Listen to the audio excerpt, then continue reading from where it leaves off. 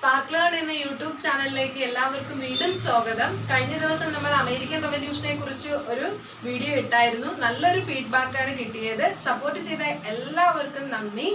അതുപോലെ തന്നെ നമ്മൾ ഇന്നത്തെ വീഡിയോ ഇവിടെ സ്റ്റാർട്ട് ചെയ്യുകയാണ്. ഇന്നത്തെ ടോപ്പിക് എന്ന് പറയുന്നത് ഫ്രഞ്ച് റവല്യൂഷൻ ആണ്. So today we wants to discuss about French revolution. French revolution എന്ന് പറയുമ്പോൾ നമുക്ക് അതിനെ മുന്നോടിയായിട്ട് കുറച്ച് കാര്യങ്ങൾ പറയാനുണ്ട്. ഫ്രഞ്ച് റവല്യൂഷൻ നടന്ന പ്രധാനപ്പെട്ട കാരണങ്ങൾ എന്തൊക്കെയാണെന്ന് നമുക്ക് ഡിസ്കസ് ചെയ്യണം. അതിനു മുമ്പ് അവിടുത്തെ രാജാക്കന്മാരെ എല്ലാം നമുക്കൊന്ന് പരിചയപ്പെടാം. ബോർബോൺ ഡൈനാസ്റ്റിയിൽപ്പെട്ട രാജാക്കന്മാരായിരുന്നു ഫ്രഞ്ച് അല്ലെങ്കിൽ ഫ്രാൻസ് ഭരിച്ചിരുന്നത്. അവർ ഏത് രാജവംശത്തിൽപ്പെട്ട ആൾക്കാരായിരുന്നു? ബോർബോൺ ഡൈനാസ്റ്റിയിൽപ്പെട്ടതായിരുന്നു. ബൂർബൺ എന്ന് വായിക്കാം, ബോർബോൺ എന്ന് വായിക്കാം, നമുക്കത് എങ്ങനെ വേണമെങ്കിലും വായിക്കാം. ഇപ്പോൾ ഞാൻ പറയുന്നു ബോർബോൺ രാജവംശത്തിൽപ്പെട്ട ആൾക്കാരായിരുന്നു ഫ്രാൻസ് ഭരിച്ചിരുന്നത്. പ്രധാനമായിട്ടും നമുക്ക് പറയാനുള്ള ആൾക്കാർ Louis 14 Louis 15 and Louis 16. French വിപ്ലവം നടക്കുന്ന സമയത്തെ രാജാവ് ആരായിരുന്നു എന്ന് ചോദിച്ചാൽ ലൂയി 16 ആയിരുന്നു. Okay, then we wants to study 3 important quotations. First one, I am the state. ഞാനാണ് രാഷ്ട്രം എന്ന് പറഞ്ഞ ഫ്രാൻസിലെ ഭരണാധികാരിയാണ് ലൂയിസ് 14. ഇവിടെ എന്താ പറഞ്ഞേ? ഐ ആം ദ സ്റ്റേറ്റ്, ഞാനാണ് രാഷ്ട്രം എന്ന് പറഞ്ഞത് ആരാണ്? ലൂയി 14. നെക്സ്റ്റ്, ആഫ്റ്റർ മീ ഡെലൂജ് എന്ന് പറഞ്ഞ ആൾ ആരാണ്? എനിക്ക് ശേഷം പ്രളയം എന്ന് പറഞ്ഞ ആളാണ് Louis 15. Next, if they can eat bread let them cake. Okay, അവർക്ക് എന്തില്ലെങ്കിൽ, ബ്രെഡ് കഴിക്കാനില്ലെങ്കിൽ കേക്ക് കഴിച്ചുകൂടെ എന്ന് പറഞ്ഞത് മേരി ആന്റോണിറ്റ് ആണ്. അപ്പോൾ നമ്മൾ ആദ്യം ഡിസ്കസ് ചെയ്തത് 3 തോട്ട്സുകളാണ്, 3 കൊട്ടേഷൻസുകളാണ്. First one, I am the state, ഞാനാണ് രാഷ്ട്രം എന്ന് പറഞ്ഞത് ആരാണ്? ലൂയിസ് 14. എനിക്ക് ശേഷം പ്രളയം, ആഫ്റ്റർ മീ ഡെലൂഷ് എന്ന് പറഞ്ഞത് ആരാണ്? ലൂയിസ് 15 ആണ്. Next, if they can eat bread let them cake, അവർക്ക് ബ്രെഡ് കഴിക്കാനില്ലെങ്കിൽ കേക്ക് കഴിച്ചുകൂടെ എന്ന് പറഞ്ഞത് ആരാണ്? മേരി ആന്റോണിറ്റ് ആണ്. അപ്പോൾ ബോർബോൺ ഡൈനാസ്റ്റിയിൽപ്പെട്ട രാജാക്കന്മാരാണ് ഫ്രാൻസ് ഭരിച്ചിരുന്നത്. നമ്മൾ 3 ഭരണാധികാരികളെ കുറിച്ച് പറഞ്ഞു. Louis 14, Louis 15, Louis 16. Louis 16 French വിപ്ലവം നടക്കുന്ന സമയത്തെ ഭരണാധികാരി. ഇനി next one important question, that is the year of French revolution. French റവല്യൂഷന്റെ വർഷം 1789. എന്നാണ് ഫ്രഞ്ച് റവല്യൂഷൻ നടന്നത്? 1789. ഇനി നമുക്ക് അവിടുത്തെ സോഷ്യൽ സ്ട്രക്ചറിനെ കുറിച്ച് പഠിക്കാം, അവിടുത്തെ സാമൂഹിക ഘടനയെ കുറിച്ച് പഠിക്കാം. The French society was divided into 3 estates. എന്ത് ചെയ്തിരുന്നു? ഫ്രഞ്ച് സമൂഹത്തെ 3 എസ്റ്റേറ്റുകളായി വിഭജിച്ചിരുന്നു. You know, the French society was divided into 3 estates. French സൊസൈറ്റിയെ എന്ത് ചെയ്തിരുന്നു? 3 എസ്റ്റേറ്റുകളായി വിഭജിച്ചിരുന്നു. Okay, then French society first estate, second estate, third estate ഇങ്ങനെ ആയിരുന്നു വിഭജിച്ചിരുന്നത്. ഓക്കെ, ഫ്രഞ്ച് സൊസൈറ്റിയെ എങ്ങനെയൊക്കെയാണ് വിഭജിച്ചിരുന്നത്? 1ാം എസ്റ്റേറ്റ്, 2ാം എസ്റ്റേറ്റ്, 3ാം എസ്റ്റേറ്റ് എന്നിങ്ങനെയായിട്ട് വിഭജിച്ചിരുന്നു. ഫസ്റ്റ് എസ്റ്റേറ്റിൽ ഉൾപ്പെട്ടിരുന്നത് clergy. The first estate included clergy. Clergy means പുരോഹിതന്മാരായിരുന്നു. ഓക്കെ, ക്ലർജി പുരോഹിതന്മാർ.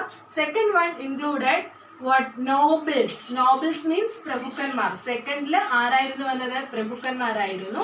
Third estates included the common peoples like workers, farmers, middle class peoples. ഇതൊക്കെയായിരുന്നു എവിടെ വന്നിരുന്നത്? 3ാമത്തെ എസ്റ്റേറ്റിൽ വന്നിരുന്നത്. അപ്പോൾ നമ്മൾ എന്താ പറഞ്ഞേ? ഫ്രഞ്ച് സൊസൈറ്റിയെ എന്ത് ചെയ്തിരുന്നു? 3 എസ്റ്റേറ്റുകളായി ഡിവൈഡ് ചെയ്തിരുന്നു. First one clergy, second one Noble, third one common people അല്ലെങ്കിൽ മിഡിൽ ക്ലാസ് പീപ്പിൾ. അതിൽ ബാക്കിയുള്ള എല്ലാ ആൾക്കാരും വന്നിരുന്നു. ലോയേഴ്സ്, ടീച്ചേഴ്സ്, വർക്കേഴ്സ്, അങ്ങനെ കുറേ ആൾക്കാർ ഏതിലും വന്നിരുന്നു? ഈ തേർഡ് എസ്റ്റേറ്റിൽ വന്നിരുന്നു. ഓക്കെ, അപ്പോൾ നമ്മൾ ആദ്യം പറഞ്ഞു Louis 14, Louis 15, Louis 16. Then after Marie Antoinette, isn't it? Then next we discuss about the French society, the structure of French society. The French society was divided into three: the first estate, second estate and third estate. The first estate included clergy, second estate included nobles and third estate included common people. Then we discuss about the French Revolution, year of French Revolution 1789. പഠിക്കാൻ എളുപ്പമല്ലേ? 7, 8, 9 എളുപ്പമാണ്, ഓർത്ത് വെച്ചിരുന്നാൽ മതി. ഇത് continuous ആയിട്ട് പോകുന്നതല്ലേ? 7, 8, 9 ഫ്രണ്ടിലൊരു ഒന്നും കൂടെ ചേർത്ത് കൊടുത്താൽ മതി. ഇവിടെ ഫ്രഞ്ച് റവല്യൂഷന്റെ ഇയർ എന്ന് പറയുന്നത് എത്രയാണ്? 1789. 1, 7, 8, 9 1789. ഓക്കെ, എല്ലാവർക്കും മനസ്സിലായല്ലോ? ഇത്രയും വരെ എല്ലാവർക്കും മനസ്സിലായല്ലോ? ഫ്രഞ്ച് സൊസൈറ്റിയിലെ ഒന്നാമത്തെ എസ്റ്റേറ്റ് ആയ ക്ലർജി. ക്ലർജിക്ക് എന്തായിരുന്നു പ്രത്യേകത എന്ന് ചോദിച്ചാൽ, ദേ ഹെൽഡ് വാസ്റ്റ് ലാൻഡ്. അവർക്ക് എന്തുണ്ടായിരുന്നു? ഒരുപാട് സ്വത്തുക്കൾ ഉണ്ടായിരുന്നു. അത് മാത്രമല്ല, ദേ കളക്റ്റഡ് ടാക്സസ് ഫ്രം പെസൻറ്റേഴ്സ്. അവരെന്ത് ചെയ്തിരുന്നു? പെസൻസിന്റെ കയ്യിൽ നിന്ന്, കർഷകരുടെ കയ്യിൽ നിന്ന് ടാക്സസ് കളക്ട് ചെയ്തിരുന്നു. ഈ ടാക്സസിന് ഒരു പേരുണ്ടായിരുന്നു, that is tithe. What is the name of this tax? Tide. One another tax also have in the where third estate. So you want to study a correct way. Tide means collected from peasants. Collected from peasants. The tax collected from peasants, that is called tide. അതാരായിരുന്നു collect ചെയ്തിരുന്നത്? Clergy, പുരോഹിതന്മാരായിരുന്നു. അപ്പോൾ പുരോഹിതന്മാർ എന്ത് ചെയ്തിരുന്നു? പെസൻസിന്റെ കയ്യിൽ നിന്നും collect ചെയ്തിരുന്ന ആ ടാക്സിനെ നമ്മൾ വിളിക്കുന്ന പേരാണ് തിദേ. അതുപോലെ തന്നെ ഈ ക്ലർജിയെ എല്ലാത്തരം ടാക്സുകളിൽ നിന്നും ഒഴിവാക്കിയിരുന്നു. അത് മാത്രമല്ല, അവർക്ക് അഡ്മിനിസ്ട്രേഷൻ കാര്യങ്ങളിലും വളരെ ഹയർ ആയിട്ടുള്ള ഒരു പൊസിഷൻ ആയിരുന്നു. നമുക്കറിയാം, ക്ലർജി എന്ന് പറയുന്ന പുരോഹിതന്മാർ എന്ന് പറയുന്ന വിഭാഗത്തിന് വളരെ സുഖലോലുഭമായിരുന്ന ജീവിതമായിരുന്നു. ഇത് മാത്രമല്ല, അവർ എന്ത് തെറ്റ് ചെയ്താലും there have no punishment. അവർക്ക് എന്തില്ല? ഒരു പണിഷ്മെന്റും ഉണ്ടായിരുന്നില്ല. ഇനി അടുത്ത വിഭാഗക്കാരാണ് ആര്? നോബിൾസ്. നോബിൾസിനും സമൂഹത്തിൽ ഹയർ പൊസിഷൻ ആയിരുന്നു. ഇവരെന്ത് ചെയ്തിരുന്നു? മിലിറ്ററി, പട്ടാളം, സൈന്യത്തിന്റെ അധിപന്മാരായിരുന്നു, മേധാവിമാരായിരുന്നു. They are the head of എന്താണ്? Military powers. അതുകൂടാതെ ഇവരും എന്ത് ചെയ്തിരുന്നു? ഇവർക്കും ഒരുപാട് ഭൂസ്വത്തുക്കളൊക്കെ ഉണ്ടായിരുന്നു. സമൂഹത്തിന്റെ മേൽത്തട്ടിലായിരുന്നു നോബിൾസും. പക്ഷേ എല്ലാ യാതനകളും അനുഭവിച്ചിരുന്നത് ആരാണ്? തേർഡ് എസ്റ്റേറ്റിൽപ്പെട്ട കോമൺ ആയിട്ടുള്ള ജനങ്ങളായിരുന്നു, സാധാരണ ജനങ്ങളായിരുന്നു. ഇനി അവർക്ക് എന്ത് വേണമായിരുന്നു? There have a tax, that is teile. Teile means paid land tax. Paid land tax. ഭൂനികുതി, അടയ്ക്കുന്ന ഭൂനികുതിയെയാണ് നമ്മൾ എന്ത് പറയുന്നത്? തെയിലെ. ഇവിടെ പെസൻസ് അല്ലെങ്കിൽ ആ തേർഡ് എസ്റ്റേറ്റ്സുകാർ അടച്ചിരുന്ന ഭൂനികുതിക്ക് പറയുന്ന പേരാണ് എന്ത്? തെയിലെ. ഇത് കൂടാതെ ക്ലർജിക്കും നോബിൾസിനും ഇവര് സെപ്പറേറ്റ് ടാക്സും അടച്ചിരുന്നു. These as the condition of French society. The French society was divided into 3 estates. First one ഏതായിരുന്നു? ഒന്നാമത്തേത് ക്ലർജി, 2 നോബിൾ, 3 ഏതായിരുന്നു? കോമൺ പീപ്പിൾ അല്ലെങ്കിൽ മിഡിൽ ക്ലാസ് പീപ്പിൾ. ആദ്യത്തെ 2 എസ്റ്റേറ്റിലുള്ളവർ എന്ത് ചെയ്തിരുന്നു? നല്ല ഹയർ പൊസിഷൻ ആകുകയും അവരുടെ ജീവിതം എന്തായിരുന്നു? സേഫ് ആയിരുന്നു. എന്നാൽ വളരെ പത്തറ്റിക് കണ്ടീഷൻ ആയിരുന്നു ഏതെന്ന് പറയുന്നത്? മൂന്നാമത്തെ എസ്റ്റേറ്റിലുള്ളവര് ടാക്സ് കൊണ്ടും മറ്റും എന്താണ്? ഇവർക്ക് വളരെ യാതന അനുഭവിച്ച ജീവിതമായിരുന്നു ഉണ്ടായിരുന്നത്. ഇനി നമുക്ക് ഈ ഫ്രഞ്ച് സമൂഹത്തിലെ അല്ലെങ്കിൽ എങ്ങനെയാണ് ഈ ജനങ്ങളെ ഫ്രഞ്ച് റെവല്യൂഷനിലേക്ക് എത്തിച്ച കുറേ ചിന്തകന്മാരുണ്ട്. ആ ചിന്തകന്മാരെ നമുക്ക് പരിചയപ്പെടാം. അതിൽ 3 പേരെയാണ് നമ്മൾ പ്രധാനമായും പറയുന്നത്. 1 Voltaire, 2 Montesquieu, 3 Rousseau. Voltaire, Montesquieu, Rousseau. അപ്പോൾ ഏതൊക്കെയാണ് 3 തത്വചിന്തകന്മാർ? The philosophers. ഏതൊക്കെയാണ് ഫ്രഞ്ച് സൊസൈറ്റിയിലെ ഫിലോസഫേഴ്സ്? ആരൊക്കെയാ? Voltaire, Montesquieu, Rousseau. നമുക്കറിയാം റൂസോയുടെ ഒരു പ്രധാന കൃതി ഏതായത്?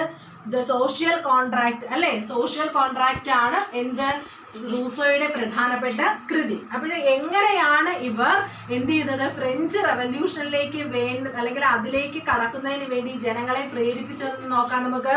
വോൾട്ടയർ ആണെങ്കിൽ റെഡിക്കേറ്റഡ് ദ എക്സ്പ്ലനേഷൻ ഓഫ് ക്ലർജി. എന്താ പറയുന്നത്? Ridicule the exploitation of clergy. എന്താണ്?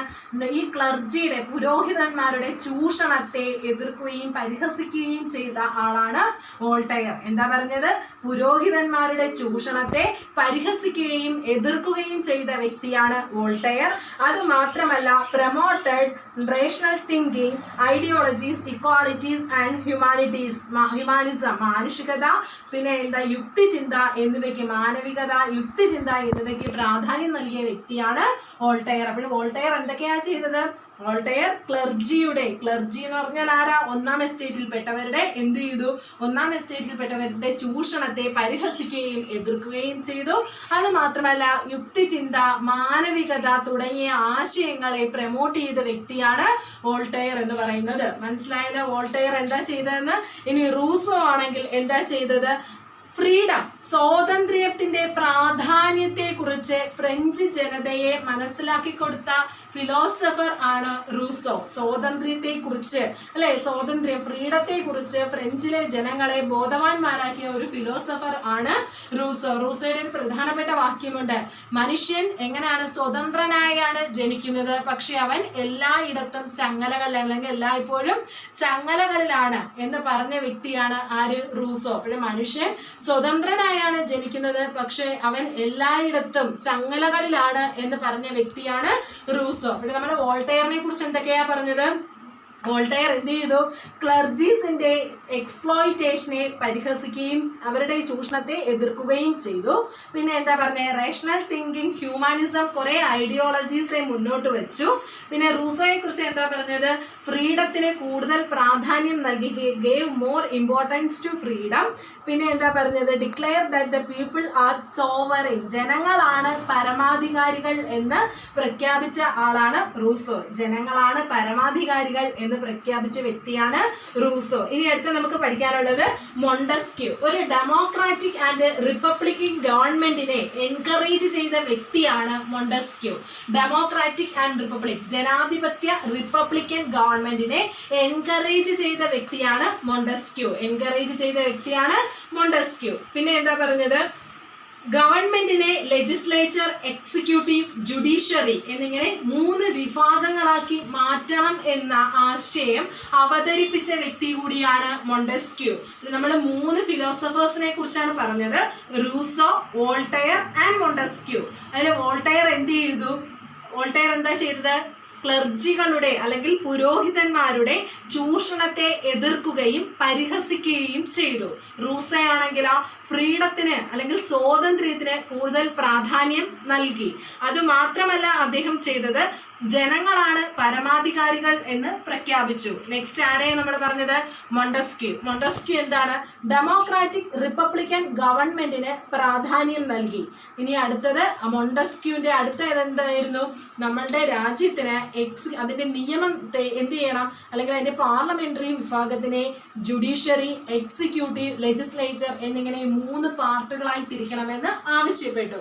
These are the points about the philosophers of French society. All of you understand these points?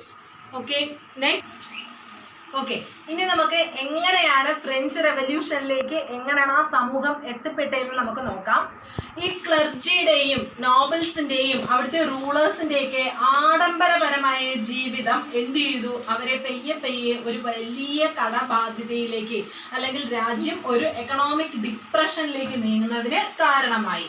So അതിന്റെ ഫലമായിട്ട് സാധാരണ ജനങ്ങൾ എന്ത് ചെയ്തു? സാധാരണ ജനങ്ങൾ കൂടുതൽ ടാക്സസുകൾ അടയ്ക്കേണ്ടി വന്നു. ഇതവർക്ക് താങ്ങാവുന്നതിലും അപ്പുറമായിരുന്നു. ഇത് മാത്രമല്ല, അവിടെ ഒരു 3 എസ്റ്റേറ്റുകൾ ഉണ്ടെന്ന് നമ്മൾ പറഞ്ഞായിരുന്നു. ഈ 3 എസ്റ്റേറ്റുകളിലും ഇലക്ഷൻ നടക്കുന്ന ടൈമിൽ ഈ 3 എസ്റ്റേറ്റുകളിലെയും ജനങ്ങളിൽ നമുക്കറിയാം ആരൊക്കെയാണ്? ക്ലർജിയും പിന്നെ ആരാ? നോബിൾസും. They belongs in first and second group. ഈ 2 എസ്റ്റേറ്റിൽപ്പെട്ട ആൾക്കാർ എന്താണ്? എപ്പോഴും ഒറ്റക്കെട്ടാണ്. ദെൻ 3rd എസ്റ്റേറ്റിൽപ്പെട്ടവർക്ക് വളരെ പത്തറ്റിക് കണ്ടീഷൻസ് ആയിട്ട് അല്ലെങ്കിൽ മിസറബിൾ ലൈഫ് ആയിരുന്നു ഉണ്ടായിരുന്നത്. ഈ എസ്റ്റേറ്റിൽപ്പെട്ട ഓരോരുത്തർക്കും ഓരോ വോട്ട് നൽകാതെ ഓരോ എസ്റ്റേറ്റുകാർക്കും ഓരോ വോട്ട് എന്നതായിരുന്നു. വ്യക്തിഗത വോട്ട് ഇല്ലായിരുന്നു, ഇൻഡിവിഡ്വൽ വോട്ട്സ് ഇല്ലായിരുന്നു. പകരം എന്തായിരുന്നു, ഓരോ എസ്റ്റേറ്റിനും ഓരോ വോട്ട് എന്ന രീതിയിലായിരുന്നു അവിടുത്തെ നിയമം. അപ്പോൾ നമുക്കിവിടെ ശ്രദ്ധിക്കാം. ഓക്കെ, ഫസ്റ്റ് എസ്റ്റേറ്റിൽ ആകെ വോട്ടിന്റെ എണ്ണം 285 ആക്ച്വലി വരേണ്ടത്. സെക്കൻഡ് എസ്റ്റേറ്റിൽ 308, ദെൻ തേർഡ് എസ്റ്റേറ്റിൽ എത്ര വരേണ്ടത്, 621. ഇവര് രണ്ടുപേരേക്കാൾ കൂടുതലാണ് ആരെന്ന് പറയുന്നത് നമ്മുടെ ഈ തേർഡ് എസ്റ്റേറ്റിൽ ഉൾപ്പെടുന്ന ആൾക്കാർ എന്ന് പറയുന്നത്. അപ്പോൾ എന്ത് ചെയ്തില്ലായിരുന്നു, അവർക്ക് ഇൻഡിവിഡ്വലി ഉള്ള പോയിന്റ്സുകൾ നൽകിയിരുന്നില്ല, അല്ലെങ്കിൽ വോട്ട്സുകൾ നൽകിയിരുന്നില്ല. പകരം ഓരോ എസ്റ്റേറ്റിനും ഓരോ വോട്ട് എന്ന രീതിയിലാണ് നൽകിയിരുന്നത്. എന്നാൽ തേർഡ് എസ്റ്റേറ്റിൽപ്പെട്ട ജനങ്ങൾ എന്ത് പറഞ്ഞു, നമുക്ക് ഇനി ഇങ്ങനെ പോരാ, നമുക്ക് ഓരോരുത്തർക്കും ഓരോ വോട്ട് വേണമെന്ന് ആവശ്യപ്പെട്ടു. Okay, they wanted individual votes. അപ്പോഴേത് അവർ സമ്മതിക്കുമോ? അവര് സമ്മതിച്ചില്ല. സോ അവരെന്ത് ചെയ്തു, ആ ഒരു സഭയിൽ നിന്നും ഇറങ്ങിപ്പോവുകയും അടുത്തുള്ള ഒരു ടെന്നീസ് കളിക്കുന്ന ഒരു മൈതാനത്ത്, ഒരു ടെന്നീസ് കോർട്ടിൽ എന്ത് ചെയ്തു, ഒത്തുകൂടുകയും ചെയ്തു. എന്നിട്ട് തങ്ങളാണ് രാഷ്ട്രത്തിന്റെ പരമാവധി, അല്ലെങ്കിൽ തങ്ങളാണ് ഈ നാഷണൽ അസംബ്ലി, ഫ്രാൻസിന്റെ ഒരു പുതിയ അസംബ്ലി ആയിട്ട് നാഷണൽ അസംബ്ലി രൂപീകരിച്ചു.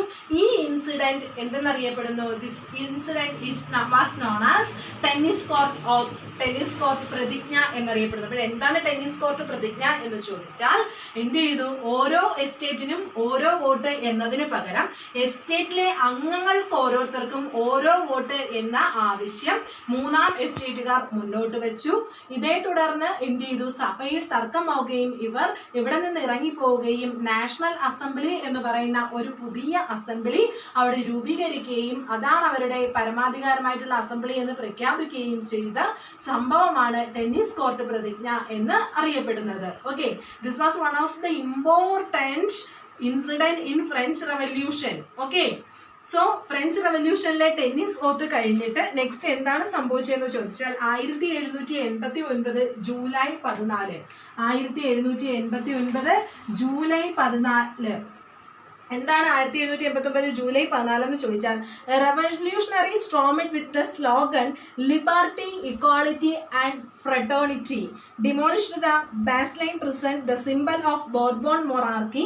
The event is considered as the common sense of the French Revolution. 1789 July 14 സ്വാതന്ത്ര്യം, സമത്വം, സാഹോദര്യം എന്ന ഒരു ആശയം, നമുക്കറിയാം ലോകമെമ്പാടും അറിയപ്പെട്ട ഒരു സ്ലോഗൻ ആണ് ഏതെന്ന് പറയുന്നത്, സ്വാതന്ത്ര്യം, സമത്വം, സാഹോദര്യം എന്നുള്ള. അപ്പോൾ ആ ഒരു സ്ലോഗൻ ഉപയോഗിച്ചുകൊണ്ട് അവർ എന്ത് ചെയ്തു, ബൂർബോൺ ഡൈനാസ്റ്റിയുടെ പ്രതീകമായിട്ടുള്ള ഏത് ജയിലാണ് പറഞ്ഞേക്കുന്നത്, ഏത് ജയിലാണ്, ബോർബോൺ ഡൈനാസ്റ്റിയുടെ പ്രതീകമായിട്ടുള്ള ബാസ്റ്റൈൻ ജയിലിലേക്ക് എത്തുകയും ബാസ്റ്റൈൻ ജയിൽ തകർക്കുകയും ചെയ്ത സംഭവമാണ് എന്ന് നടന്നത് 1789 ജൂലൈ 14 നടന്നത്. ഈ സംഭവമാണ് ഫ്രഞ്ച് റവല്യൂഷന്റെ തുടക്കമായി കണക്കാക്കുന്നത്. അപ്പോൾ ഫ്രഞ്ച് റവല്യൂഷന്റെ തുടക്കമായി കണക്കാക്കുന്നത് എന്താണ്, 1789 ജൂലൈ 14 എന്ത് ചെയ്തു, ഒരു കൂട്ടം ജനങ്ങൾ സ്വാതന്ത്ര്യം, സമത്വം, സാഹോദര്യം എന്ന ഉറക്കെ മുഴക്കിക്കൊണ്ട് ബൂർബോൺ ഡൈനാസ്റ്റിയുടെ പ്രതീകമായ ബാസ്റ്റൈൻ ജയിലിലേക്ക് ഒരു മാർച്ച് നടത്തുകയും അത് തകർക്കുകയും ചെയ്ത ഇൻസിഡന്റ് ആണ് ഫ്രഞ്ച് റവല്യൂഷന്റെ ആരംഭമായിട്ട് നമുക്ക് പറയാനുള്ളത്. അടുത്തത് 1789 August 12, 1789 August 12 the national assembly passed the declaration of rights of men and of the citizen. National assembly എന്ത് ചെയ്തു, രാഷ്ട്രത്തിന്റെ പൗരത്വം എന്ന് പറയുന്ന ഒരാശയം അവതരിപ്പിച്ചു, അല്ലെങ്കിൽ അവിടെ എന്ത് ചെയ്തു, പാസ്സാക്കി. 1789 August 12. This year is very important. 1789 July 14. Next after 1789 August എത്രയാണ്, ഓഗസ്റ്റ് 12. നെക്സ്റ്റ് 1789 ഒക്ടോബറിൽ thousands of womans march the Paris to palace of Versailles with slogan gives us bread. നമുക്ക് എന്താണ്, ഫുഡ് തരൂ, ബ്രെഡ് തരൂ എന്ന ഒരു സ്ലോഗനുമായിട്ട് ആയിരക്കണക്കിന് സ്ത്രീകൾ വേഴ്സലായി കൊട്ടാരത്തിലേക്ക് മാർച്ച് ചെയ്ത സംഭവമാണ് 1789 ഒക്ടോബർ. നെക്സ്റ്റ് സെപ്റ്റംബറിൽ എന്ത് സംഭവിച്ചു എന്ന് ചോദിച്ചാൽ, the national convention formed as per new constitution proclaimed France as a republic. 1792 1792 ഒക്ടോബറിൽ ഫ്രഞ്ച് അല്ലെങ്കിൽ ഫ്രാൻസ് എന്ന് പറയുന്ന രാഷ്ട്രം റിപ്പബ്ലിക്കായി എന്ന ഒരു ഡിക്ലറേഷൻ പുറത്തിറങ്ങുന്നു 1792. അപ്പോൾ 1789 ഫ്രഞ്ച് റവല്യൂഷൻ സ്റ്റാർട്ടപ്പായി. എങ്ങനെ ഏതാണ് ബാസ്റ്റൺ ജയിൽ തകർത്തു. ദെൻ 1792 ഫ്രാൻസ് എന്താകുന്നു, റിപ്പബ്ലിക് ആകുന്നു. ഇനി ഇതൊക്കെ കഴിഞ്ഞിട്ട് നമുക്ക് അടുത്ത പഠിക്കാനുള്ള ഒരു ഫിഗറിനെ കുറിച്ചാണ്. ഇവിടെ ആ കാലഘട്ടത്തെ നമ്മൾ അറിയപ്പെടുന്നത് റെയിൻ ഓഫ് ടെറർ. എന്താണ് റെയിൻ ഓഫ് ടെറർ? എന്താണ് റെയിൻ ഓഫ് ടെറർ എന്ന് ചോദിച്ചാൽ 1793 എന്ത് ചെയ്തു, ഈ നമ്മുടെ ഫ്രാൻസിന്റെ പരമാധികാരം സംരക്ഷിക്കപ്പെടുന്നതിന് വേണ്ടിയിട്ട് ഒരു കമ്മിറ്റി രൂപീകരിച്ചു. ഈ കമ്മിറ്റിയുടെ തലവൻ എന്ന് പറയുന്നത് റോബിസ്ഫിയർ ആയിരുന്നു. ആരാണ്? റോബിസ്ഫിയർ. ഈ റോബിസ്ഫിയറിന്റെ കൂടെ ഉണ്ടായിരുന്ന മറ്റാൾക്കാരാണ് മിറാബോ, ടാൻഡൻ തുടങ്ങിയവർ. ആരൊക്കെയാണ്? മിറാബോ, ടാൻഡൻ. അപ്പോൾ 1793 ഫ്രാൻസിന്റെ ആ ഒരു റിപ്പബ്ലിക്കിനെ സംരക്ഷിക്കുക എന്ന ലക്ഷ്യത്തിൽ എന്ത് ചെയ്തു ഒരു കമ്മിറ്റി രൂപീകരിച്ചു. ഈ കമ്മിറ്റിയുടെ തലവനായിരുന്നു റോബിസ്ഫിയർ. റോബിസ്ഫിയറിന്റെ കൂടെ ഉണ്ടായിരുന്ന മറ്റു വ്യക്തികളായിരുന്നു മിറാൻഡോയും ആരൊക്കെയായിരുന്നു? മിറാബോയും ഡാൻഡനും ഉണ്ടായിരുന്നു. തുടർന്ന് എന്ത് ചെയ്യുകയാണ്, നമ്മുടെ ഈ റോബിസ്ഫിയർ ഒരു ഏകാധിപതിയായി മാറുകയും അദ്ദേഹത്തിന്റെ ആശയങ്ങളെ എതിർക്കുന്നവരെ നിഷ്കരുണം വധിക്കുകയും ചെയ്തു. അതിനായി അദ്ദേഹം ഉപയോഗിച്ച ആയുധമാണ് ഗില്ലറ്റിൻ. ഗില്ലറ്റിൻ എന്ന് ചോദിച്ചാൽ ഒരു ഉപകരണമാണ്. രണ്ട് സൈഡിലും ബ്ലേഡ് ഉള്ള, നമ്മളെ കഴുത്തൊക്കെ അറുക്കുന്ന തരത്തിൽ ബ്ലേഡ് ഉള്ള ഒരു ഉപകരണമാണ്. ഇൻസ്ട്രുമെന്റ് ആണ് ഏതെന്ന് പറയുന്നത്? ഗില്ലറ്റിൻ എന്ന് പറയുന്നത്. ഇവിടെ ഗില്ലറ്റിൻ വെച്ചിട്ട് എല്ലാവരെയും കൊന്നൊടുക്കി.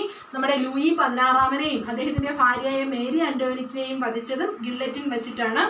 അവിടെ എന്ത് ചെയ്തു, ഈ റോബിസ്ഫിയർ ഭരിച്ചിരുന്ന കാലഘട്ടത്തെയാണ് നമ്മൾ റെയിൻ ഓഫ് ടെറർ അല്ലെങ്കിൽ ഭീകരതയുടെ വാഴ്ച അല്ലെങ്കിൽ ഭീകരവാഴ്ച കാലഘട്ടം എന്നൊക്കെ അറിയപ്പെടുന്നത്. അപ്പോൾ റെയിൻ ഓഫ് ടെറർ എന്ന് പറയുന്നത് ഏത് ഭരണാധികാരിയുടെ കാലഘട്ടമാണ്? റോബിസ്ഫിയറിന്റെ കാലഘട്ടമാണ്. ജാക്കോബിയൻ ക്ലബിലെ അംഗമാണ് റോബിസ്ഫിയർ. ജാക്കോബിയൻ ക്ലബ് എന്ന് പറയുന്നത് ഫ്രാൻസിലെ ഒരു ക്ലബ്ബാണ്. ഇവിടെ ജാക്കോബിയൻ ക്ലബിലെ അംഗമായിരുന്നു റോബിസ്ഫിയറിന്റെ കൂടെ ഉണ്ടായിരുന്ന ആൾക്കാരായിരുന്നു മിറാബോയും ടാൻഡനും ഒക്കെ.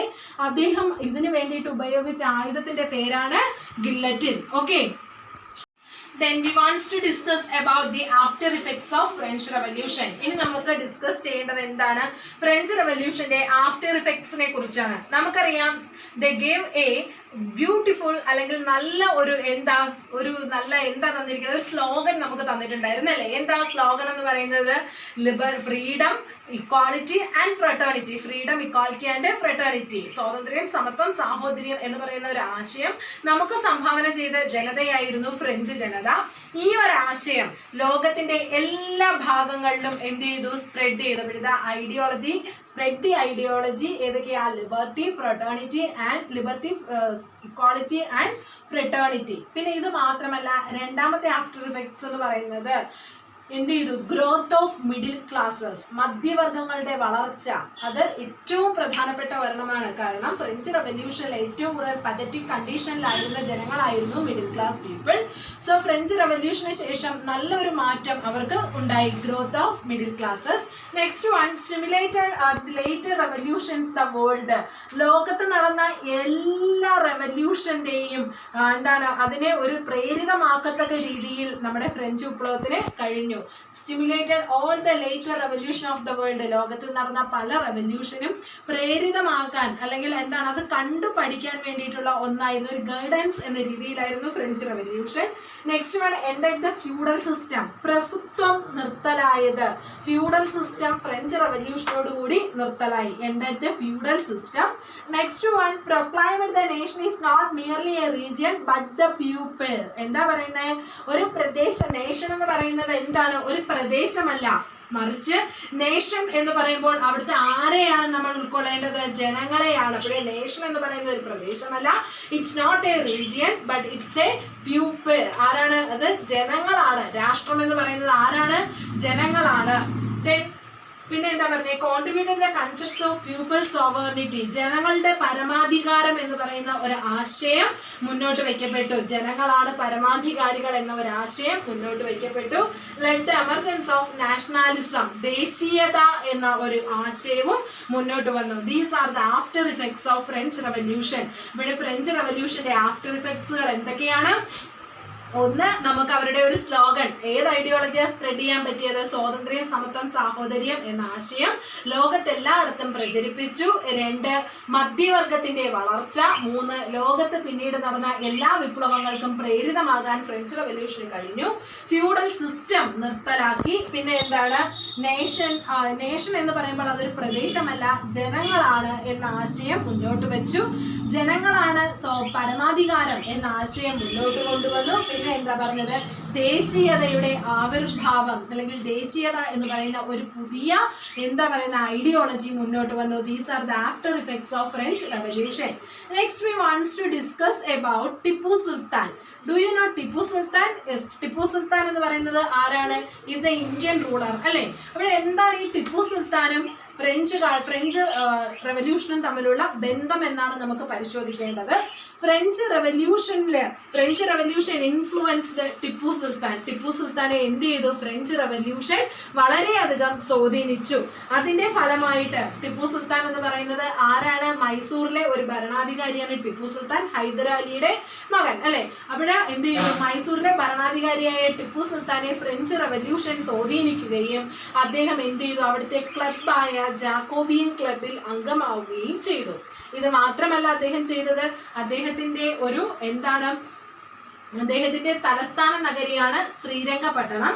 അവിടെ സ്വാതന്ത്ര്യത്തിന്റെ ഒരു മരം നട്ടു.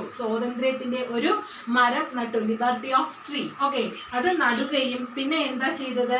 He adopted the name citizen Tipu, അല്ലെങ്കിൽ എന്താ പറയുന്നത്, പൗരനായ ടിപ്പു എന്ന ഒരു പേര് അദ്ദേഹം സ്വീകരിക്കുകയും ചെയ്തു. ഓക്കെ, അവിടെ എന്തൊക്കെയാണ് ടിപ്പു സുൽത്താൻ ചെയ്തത്? ടിപ്പു സുൽത്താൻ എന്ത് ചെയ്തു? Influence in the French revolution and he adopted the name citizen of പൗരനായ ടിപ്പു അല്ലെങ്കിൽ സിറ്റിസൺ ടിപ്പു എന്ന പേര് സ്വീകരിക്കുകയും അദ്ദേഹം ഒരു സ്വാതന്ത്ര്യത്തിന്റെ മരം എവിടെ നടുകയും ചെയ്തു? അദ്ദേഹത്തിന്റെ തലസ്ഥാനമായ ശ്രീരംഗപട്ടണത്തിൽ നടുകയും ചെയ്തു. ഇത്രയുമാണ് നമ്മൾ എന്ത് ചെയ്തത്? ഫ്രഞ്ച് റവല്യൂഷനുമായി ബന്ധപ്പെട്ടും പിന്നെ ആരെക്കുറിച്ചും പറഞ്ഞത്? നമ്മുടെ ടിപ്പു സുൽത്താനെ കുറിച്ചും പറഞ്ഞത്. ഇനി നമുക്ക് മറ്റൊരാളെ കുറിച്ച് ചർച്ച ചെയ്യണം. He's A Brave man, that is Napoleon. ആരാണ്? നെപ്പോളിയനെ കുറിച്ച് നമുക്ക് ചർച്ച ചെയ്യണം. ഓക്കെ, നെപ്പോളിയനെ കുറിച്ച് ചർച്ച ചെയ്യാം.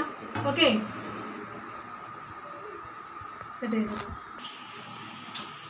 ഫ്രാൻസ് ഭരിച്ചിരുന്ന ഒരു ഏകാധിപതിയായിരുന്നു ആരും? നെപ്പോളിയൻ ബോണോപാർട്ടും. 1799 അദ്ദേഹം എന്ത് ചെയ്തു? അദ്ദേഹത്തിന്റെ രാജ്യത്തിന്റെ ഭൂവിസ്തൃതിയൊക്കെ വർദ്ധിപ്പിച്ചു. ഇനി ഇദ്ദേഹം കുറേ മെഷേഴ്സുകൾ എവിടെ ഫ്രഞ്ച് സൊസൈറ്റിയിൽ നടപ്പിലാക്കി. അതിൽ ഒന്നാമത്തെ നിയമം അല്ലെങ്കിൽ ഒന്നാമത്തെ ആ ഒരു മെഷർ ആയിരുന്നു ലാൻഡ്സിന്റെ ഓണേഴ്സ് ആയിട്ട് പെസൻസിനെ പ്രൊക്ലെയിം ചെയ്തു. അതായത് കർഷകരെ ഭൂമിയുടെ ഉടമകളാക്കി മാറ്റി. എന്താ പറഞ്ഞത്? Farmers were made to the owners of the land. കർഷകരെ എന്ത് ചെയ്തു? ഭൂമിയുടെ ഉടമകളാക്കി മാറ്റി. പിന്നെ എന്താ പറഞ്ഞത്? Exercise states control over the clergy. പുരോഹിതന്മാരെ എന്ത് ചെയ്തു? അദ്ദേഹത്തിന് പുരോഹിതന്മാരോട് വലിയ താല്പര്യമൊന്നുമില്ലായിരുന്നു. സോ സ്റ്റേറ്റിന്റെ അധികാരം പുരോഹിതന്മാരുടെ കയ്യിൽ നിന്നും എന്ത് ചെയ്തു? തുടച്ചു നീക്കപ്പെട്ടു. Establish the bank of France to centralised finance. സമ്പത്ത് കേന്ദ്രീകരിക്കുന്നതിന് വേണ്ടിയിട്ട് ബാങ്ക് ഓഫ് ഫ്രാൻസ് എന്ന് പറയുന്ന ഒരു പ്രസ്ഥാനം ഉണ്ടാക്കിയെടുത്തു. ഒരു ബാങ്ക് ഉണ്ടാക്കിയെടുത്തു, bank of France. Then formatted sinking fund with the aim of avoid public ഡെപ്റ്റ്. പൊതു കടം ഇല്ലാതാക്കുന്നതിന് സിങ്കിങ് ഫണ്ട് എന്ന ഒരാശയം രൂപീകരിച്ചു. ഇവിടെ ഒന്നാമത് എന്താണ് നമ്മൾ പറഞ്ഞത്? ലാൻഡിന്റെ ഓണേഴ്സ് ആയിട്ട് പെസൻസിനെ കണക്കാക്കി. പിന്നെ എന്താ പറഞ്ഞത്? പബ്ലിക് കടം ഇല്ലാതാക്കുന്നതിന് സിങ്കിങ് ഫണ്ട് എന്ന് പറയുന്ന ഒരു ആശയം മുന്നോട്ട് കൊണ്ടുവന്നു. പിന്നെ എന്താ പറഞ്ഞത്? പൊതുകടം ഇല്ലാതാക്കുന്നതിന് എന്ത് ചെയ്തു? സിങ്കിങ് ഫണ്ട് എന്ന് പറയുന്ന ഒരു ഫണ്ട് അദ്ദേഹം രൂപീകരിച്ചു. തുടർന്ന് അദ്ദേഹം കുറേ റോഡുകളും കുറേ ഫെസിലിറ്റീസ്, കമ്മ്യൂണിക്കേഷൻ ഫെസിലിറ്റീസും ഒക്കെ ഉണ്ടാക്കിയെടുത്തു.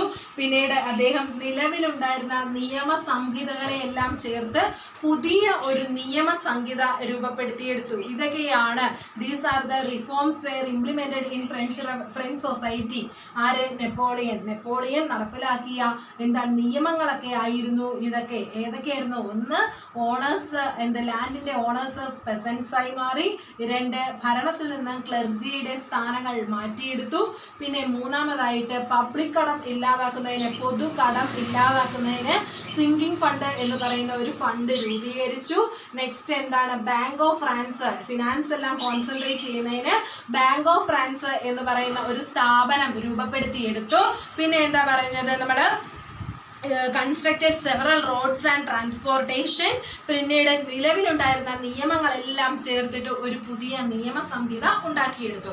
ഇവിടെ ഫ്രാൻസിലെ ഈ വളർച്ച അല്ലെങ്കിൽ ഈ പരിഷ്കാരങ്ങൾ, നെപ്പോളിയന്റെ ഈ പരിഷ്കാരങ്ങൾ ഭയചകിതരായ മറ്റു യൂറോപ്യൻസ് ഉണ്ടായിരുന്നു. അപ്പോൾ ഈ യൂറോപ്പ് മൊത്തത്തിൽ മാറ്റിമറിക്കുമോ എന്നവർക്കൊരു ഭയമുണ്ടായിരുന്നു. സോ അവർ ഇംഗ്ലണ്ടിന്റെ സഹായം തേടി.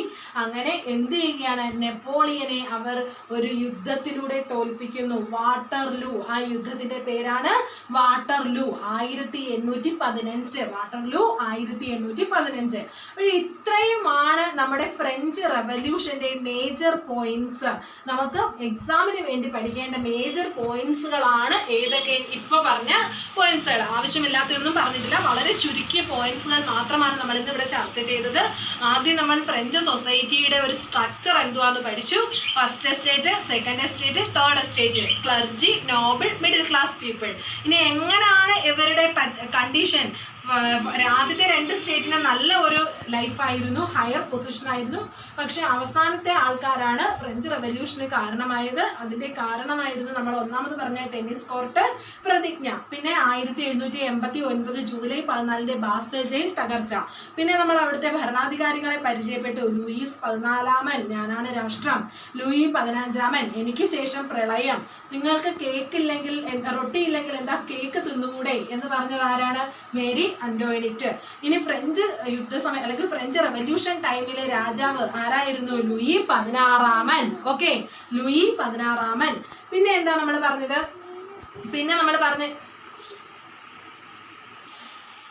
നമ്മൾ പിന്നെ പറഞ്ഞത് എന്ന് പറയുന്നത് ഫ്രഞ്ച് സൊസൈറ്റിയിലെ ചിന്തകന്മാരെ കുറിച്ചായിരുന്നു, ഫിലോസഫേഴ്സിനെ കുറിച്ചായിരുന്നു. റൂസോ, മൊണ്ടസ്ക്യൂ, വോൾട്ടയർ എന്നിവരെ കുറിച്ച് പറഞ്ഞു. അതിനുശേഷം നമ്മൾ എന്താ പറഞ്ഞത്? അവരുടെ ആ ഫ്രഞ്ച് ടെന്നീസ് കോർട്ട് പ്രതിജ്ഞയെ കുറിച്ച് പറഞ്ഞു. പിന്നെ കുറെ അവിടെ നടന്ന ഇൻസിഡൻസുകളെ കുറിച്ച് ചർച്ച ചെയ്തു. പിന്നെ നമ്മൾ പറഞ്ഞത് റെയിൻ ഓഫ് ടെറർ, ഭീകരവാഴ്ചയുടെ കാലഘട്ടത്തെ കുറിച്ചും റോബിസ്ഫിയറെ കുറിച്ചും ചർച്ച ചെയ്തു. അതിനുശേഷം നമ്മൾ ടിപ്പു സുൽത്താനെ കുറിച്ച് ചർച്ച ചെയ്തു. അതിനുശേഷം നമ്മൾ നെപ്പോളിയനെ കുറിച്ചും ചർച്ച ചെയ്തു. These are the major points or main points of this French Revolution. Okay, എല്ലാവർക്കും മനസ്സിലായെന്ന് കരുതുന്നു. ഇനി അടുത്ത നമ്മൾ പഠിക്കാൻ പോകുന്നതെന്ന് പറയുന്നത് റഷ്യൻ റെവല്യൂഷൻ ആണ്. അടുത്ത വീഡിയോയിൽ നമ്മൾ റഷ്യൻ റെവല്യൂഷൻ ആയിരിക്കും വരുന്നത്. നിങ്ങൾക്ക് ഇത് നല്ലൊരു പ്രയോജനകരമായ വീഡിയോ ആകട്ടെ എന്ന്, അല്ലെങ്കിൽ ആകുമെന്ന് ഞാൻ കരുതുന്നു. Okay, thank you.